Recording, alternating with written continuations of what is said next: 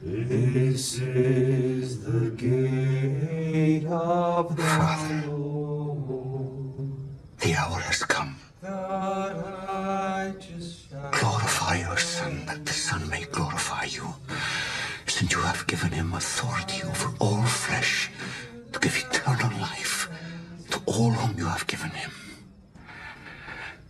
And this is eternal life, that they know you, the only true God, and Jesus Christ, whom you have sent. I glorified you on earth, having accomplished the work that you gave me to do.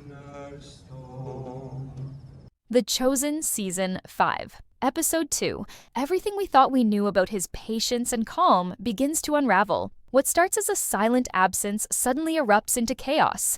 For most of the episode, Jesus is nowhere to be seen, and yet, his presence looms large. Whispers are spreading. The tension in Jerusalem is rising. The temple is filled with trade, noise, animals, and the scent of greed. But no one is prepared for what's coming. And when Jesus finally appears, with fire in his eyes and a whip in his hand, the world around him begins to tremble. This isn't just another moment in his ministry. This is the moment that pushes everything over the edge. And the one who's most shaken is Judas. The episode begins not with a miracle or a sermon, but with absence. Jesus is not in the opening scenes. He's missing, but his silence says more than words ever could. The disciples are scattered, each one dealing with their own fears and expectations. Thomas finds himself face to face with Caiaphas, a character who already feels like a thorn in everyone's side. Their interaction is cold, tense. Caiaphas isn't here to understand. He's here to challenge. And even though Thomas tries to stay calm, we can feel the pressure building. It's like a pot that's ready to boil over. Meanwhile, in the background, the city is rumbling. The religious leaders, Caiaphas, Herod, Pilate, are not sitting idly by. They're preparing. They've seen the crowds. They've heard the chants. And they know Jesus is becoming more than just a problem. He's a threat. Their meetings are secret, their words sharp.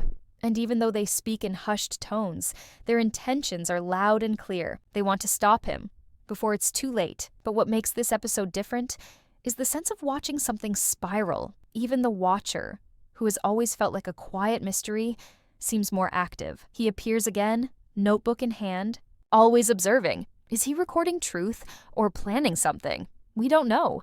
The disciples are uneasy, and the streets are filled with talk, some hopeful, some fearful. Yet Jesus doesn't show up. Not yet. It's like the episode is holding its breath, waiting, and then it happens. The tension finally breaks. Jesus enters the temple. He doesn't raise his voice. He doesn't shout. At first, he just looks.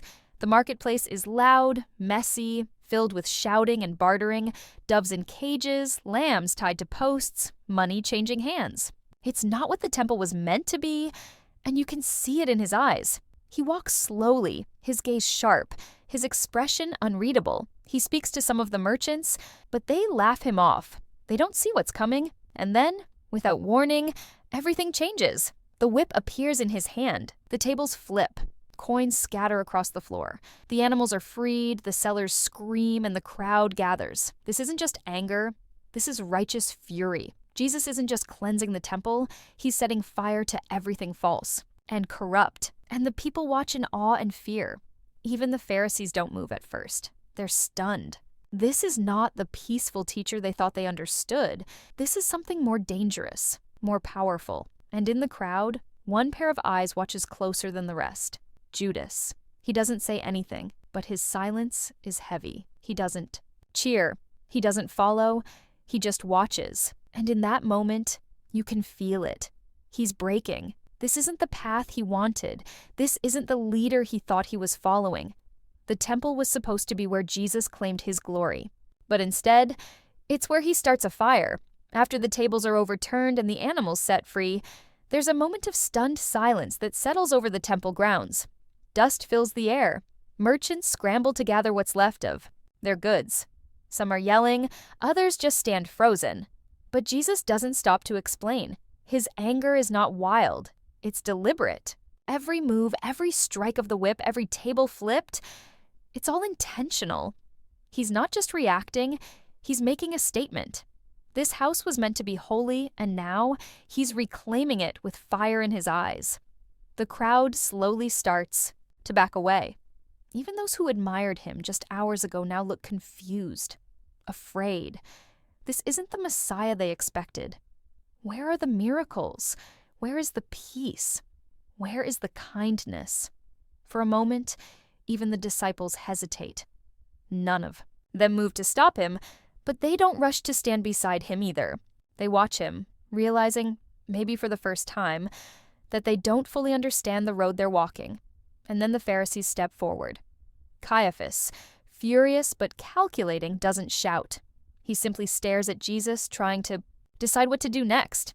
This act isn't just offensive, it's dangerous. The temple is the center of power, of tradition, of wealth, and Jesus has just shattered all of it in front of a crowd. This is a challenge the Sanhedrin cannot ignore. Behind Caiaphas, we see whispers ripple through the religious elite. Some are calling for immediate arrest. Others are more cautious. They want Rome to handle it. Pilate is mentioned, but not with confidence. The leaders know that if Rome sees Jesus as a threat, it's over. Not just for him, but for everyone caught in the chaos.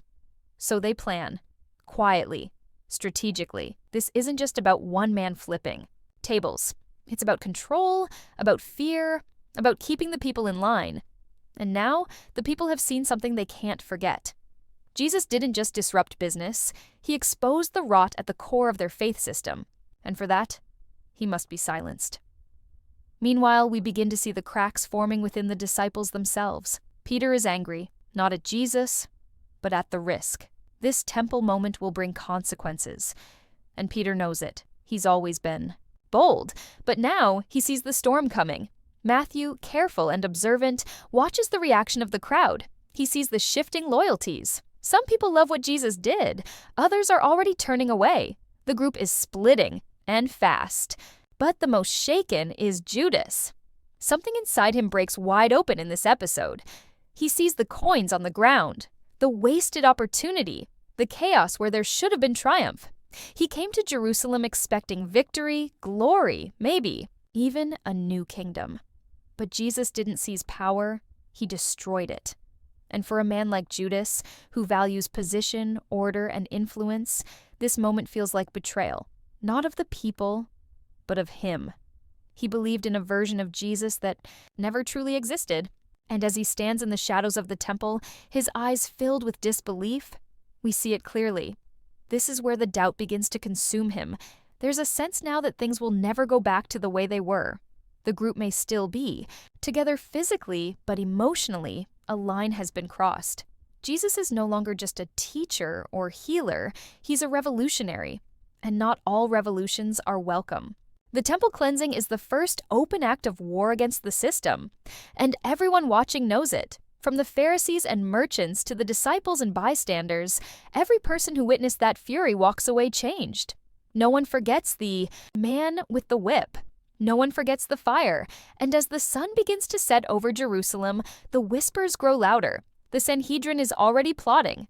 The Romans are already listening. And Judas is already planning his escape. Night falls over Jerusalem, but the unrest does not fade. In fact, it deepens. Word of what happened at the temple spreads like wildfire. The city is buzzing, some in awe, some in fear, and others already sharpening their knives. This moment is a turning point, and everyone feels it. The disciples regroup, but the energy between them has shifted. There's no celebration, no joy, only questions. Some look to Jesus for answers, but he's distant, his face unreadable. He doesn't explain his actions, doesn't comfort anyone, doesn't apologize. His silence is powerful, but for those who don't understand him, like Judas, it feels cold. Judas begins to separate himself, not physically, but in spirit. He no longer walks with the others in the same rhythm. He listens, but with suspicion. He watches, but with judgment. The more Jesus acts on a mission Judas cannot control or predict, the more isolated Judas becomes in his mind. And isolation is dangerous. Caiaphas, meanwhile, is now in full crisis mode. The temple has been desecrated, the system embarrassed. This wasn't just disruption, it was humiliation. Caiaphas calls an emergency meeting with the other religious leaders, and though we don't hear every word, the mood is unmistakable. Jesus must be dealt with. Not debated, not challenged, but eliminated. He's no longer a preacher to argue with, he's a fire to put out. But there's a problem. The people still love him. Not all, but enough. Arresting Jesus openly would be risky. It might spark riots, rebellion, so they start looking for another way. A quiet way. A betrayal. They need someone close to Jesus, someone inside. And even though they don't know it yet, Judas is already on the edge. What makes this episode so powerful is that it doesn't just show the moment Jesus flips the tables, it shows how that single act flips everything. Relationships, power structures, trust, belief. Even the disciples are shaken. Andrew worries they've gone too far. Nathanael tries to calm the others down. John wants to believe this is all part of the plan. But they don't know what the plan is anymore. Jesus isn't explaining himself. He's walking ahead, leaving behind a trail of shock and confusion. And Judas is no longer trying to catch up. He's trying to figure out a way off the path completely. The Watcher reappears, this time more involved. He sees the tension rising, but we still don't know where his loyalty lies. He's been following Jesus. Yes, but is he just reporting, or is he waiting for something else? His presence keeps the audience guessing. He's not evil, but he's not trustworthy either. That gray space of unclear motives and secret observations mirrors the internal struggle Judas is facing. The episode masterfully paints a picture of a group that once felt united, now slowly falling apart. And Jesus isn't stopping it. He sees it happening and continues forward, eyes fixed on something no one else can see. The disciples want safety, unity, victory. But Jesus has chosen the road to the cross, and not everyone is willing to follow him there. As the episode moves toward its final act, there's a heaviness in every scene. The laughter is gone. The warmth we've come to expect between the disciples has cooled. Even their prayers feel different, less sure, more desperate. They feel the world closing in. The temple cleansing wasn't just about confronting corruption. It was a declaration of war. And that war is coming. Fast. But the most haunting part isn't what's said out loud. It's what's being whispered in the minds of those who once believed. Judas begins to think that maybe he needs to save the movement from Jesus himself. That if Jesus won't lead the way Judas imagined, then maybe he needs to be pushed or replaced. And that thought, quiet, poisonous, starts to take root. He isn't the same man we saw earlier in the season. There's a storm inside him now, and it shows in every word he speaks, every glance he gives. The moment Jesus took out that whip and drove out the money changers, Judas didn't just see righteous anger, he saw destruction. He saw lost opportunity, and more than that, he saw danger. This isn't the kind of Messiah he signed up to follow. Judas wanted power, visibility, influence. He wanted a kingdom made of gold, not a kingdom that burns down markets. He believed Jesus was heading toward a throne, not a cross.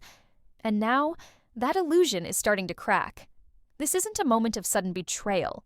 This is the slow unraveling of a man who once believed, but now doubts more than he dares to admit. Judas starts to distance himself emotionally.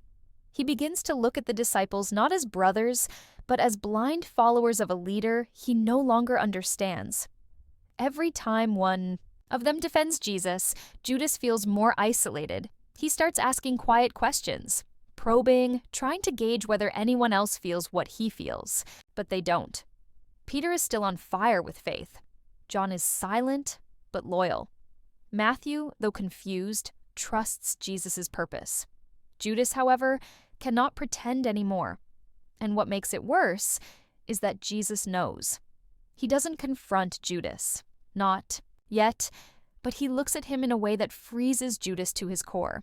It's not anger, it's sorrow, as if Jesus already knows what Judas is about to become and loves him anyway. Meanwhile, the Pharisees begin to receive anonymous whispers. There's someone among the followers of Jesus who isn't fully convinced. Someone who might be willing to talk. They don't know who yet, but They're patient, they'll wait, and while they wait, they prepare. Behind the curtain, Caiaphas and the priests begin to shape the legal trap that will be used against Jesus. It has to be perfect, public enough to shame him, private enough to avoid riots. They want this done not just with force, but with precision. Jesus isn't just a threat to their temple. He's a threat to their entire way of life, their power, their authority, their legacy. They need him gone. And they're starting to sense the opportunity is coming. The disciples are rattled. The city feels colder now, more hostile.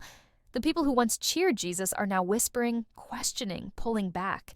Even those who still believe in him are confused. Why did he do it? Why now? Why so violently? Some wonder if he's finally lost control. Others think it's part of a deeper plan. But none of them know the truth. Only Jesus does, and he's not ready to explain. That silence only fuels the uncertainty. Every night they sleep feels heavier. Every word Jesus speaks is weighed and picked apart. The man they followed across hills and deserts is now walking through the shadows of a city ready to devour him. And he knows it. Judas begins to imagine what might happen next. He sees the walls closing in. He hears the name Jesus whispered with hatred in corners of the city. He starts to believe that maybe he's the only one who truly understands the danger ahead. Maybe, in his mind, he's not betraying Jesus. He's saving the mission, preserving the movement, protecting the people. This is the great lie that begins to take hold.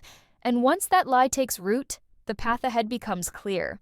Not easy, but clear. Judas won't make the leap yet, but the seed is planted. And by the time the episode ends, we're no longer asking if he will betray Jesus. We're asking when, and maybe why it took him so long. As the dust settles in the temple, the city of Jerusalem feels different, charged with a kind of spiritual electricity that no one can fully explain.